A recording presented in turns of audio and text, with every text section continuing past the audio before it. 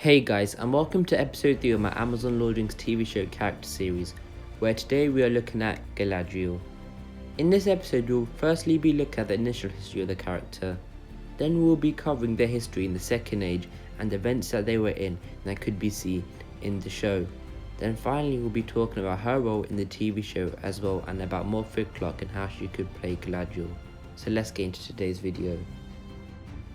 Galadriel was born in Valinor during the Years of the Trees before the First Age had even begun.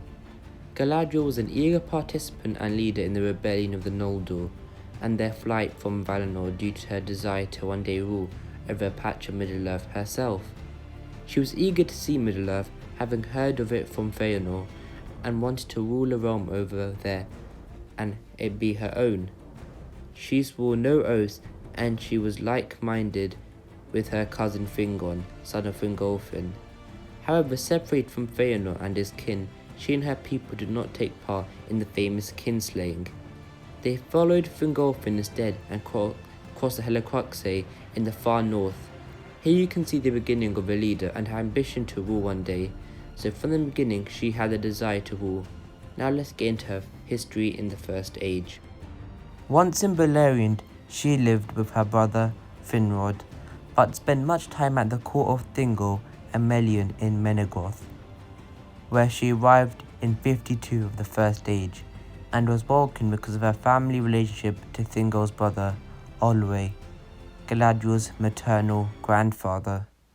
She met Celeborn, a kinsman of Thingol in Doriath, and who would also be her future husband as we see in The Lord of the Rings. She also travelled to visit her brother Finrod in his realm of Nargothrond multiple times. Her 3 other brothers were killed during the battles in the First Age. Here we have seen her meeting her future husband and how she would attend court which would help her with future ruling. Galadriel became friends with Melian the Mire, who wanted to know the cause of their exile of the Noldor, and later she dwelt in Nargothrond with her brother Finrod and asked him if he would take no wife. But Finrod had taken an oath only for himself, and his beloved had been left in Valinor. So for the rest of the First Age she had no involvement in any of the main wars, believing that defeating Morgoth was beyond the power of the Eldar. And when Morgoth was defeated by the coming of the Valar out of the west, she, having played no part in the earlier kingslaying, was offered safe return to Valinor. However, she chose not to leave Middle-earth and was the only leader of the Noldor exiles to remain after the First Age. Now finally let's get into the Second Age and see what could be potentially covered in Amazon's Lord of the Rings TV series. At the beginning of the Second Age, Celeborn and Galadriel first travelled to Lindon, where they ruled over a group of elves as a realm under Gil-galad. Sometime later they had a daughter called Celebrian. They moved eastward and established a realm of Eregion, which they ruled under Gil-galad as well, who was the High King of the Noldor. Eregion, to the west of the Misty Mountains near Moria, was a prosperous kingdom during this time, and had open trade with the dwarves. They made contact with an Andorian settlement in the valley of the Anduin, later to be known as Lothlorien. Subsequently, while Celebrimbor now ruled over Eregion, Celeborn and Galadriel left Eregion by the way of the Mines of Moria, also known as Khazad-dûm. After the death of the current king Amdir in the War of the Lost Lands and the departure of his son, who was called Amroth, Celeborn and Galadriel became the Lady and Lord of Lothlorien.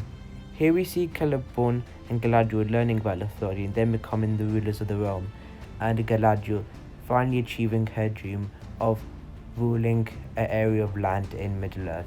Now let's continue. Later during the Second Age, we are introduced to Maya Annatar, the Lord of Gifts, who guided Celebrimbor and the other Noldor of Eregion in the creation of the Rings of Power. Galadriel immediately did not trust Annatar like a High King Gil-galad, and it later turned out that this mistrust was justified, as she was really finally revealed to be Sauron. It was she who cancelled Celebrimbor in hiding of the rings, and when Eregion was attacked, Galadriel was entrusted with one of the 3 rings of the elves. Her ring was Nenya, the Ring of Water. So here we are starting to see Galadriel's intelligence of firstly not trusting this Lord of Gifts who was known as Anatar, which was in the end Sauron, and then being in the role and actually helping the hiding of the Rings of Power and the Elven Rings to be exact. So here we are seeing her becoming more wiser and become more smarter as well. So let's continue. Knowing of Sauron's power and wishing to thwart it, she did not openly use the powers of her ring as long as the One Ring was in Sauron's hands. However, during the Third Age, when the One Ring was lost, she put it to good use protecting the borders of her realm, for the powers of her ring were protection, preservation, and concealment from evil. So from this, we can tell during the time of the forging of the rings, Galadriel will be heavily featured due to her relationship with Celebrimbor and helping her with the concealing of the rings. Hopefully we'll see her and Celeborn ruling in Lothlorien, and it'll be interesting if we see her in Lindon early in the Second Age, where she was a group of elves under Gil-galad. From this, we can tell Galadriel will be a prominent character and protagonist in the show. Also, we can see a wisdom of initially not trusting Anatar related to be revealed as Sauron, and it'll be interesting to see an interaction between them two as well. Finally, her having one of the 3 Elven Rings would be most likely highlighted in the show as well, if they go down the route of showing the time period of the forging of the rings, which will probably most likely happen in the first season. Now let's get into Morfydd Clark and her potentially playing Galadriel. So of course we are 90% sure believing that this is true, and also we know this through my video as well. She does fit many of the features of Galadriel, and it was clear that Amazon was looking for a slight resemblance to Cate Blanchett, who played Galadriel in The Lord of the Rings. However, her height compared to Cate Blanchett is noticeable, and according to Tolkien's description as well, she was also the tallest of all the elf women, standing at around 6'4". Maybe they have done this to promote the young Galadriel idea, but of course we know this during this time period she was not young at all, but for television of course it will be altered. But overall it's positive, her playing Galadriel, and we'll hopefully be seeing her a lot on our screens in the future. Now let's finish off her story in the 3rd and 4th ages. Well, most of you know her involvement in the War of the Ring, so I won't cover that, but in the 3rd age, her daughter Celebrian was married to Elrond, and she became grandmother to Elladan, Elrohir, and Arwen. She was also involved in the White Council as well. But that's it for today's video. Hope you guys enjoyed, I really appreciate it, and please like, subscribe until the next episode my friends. Goodbye.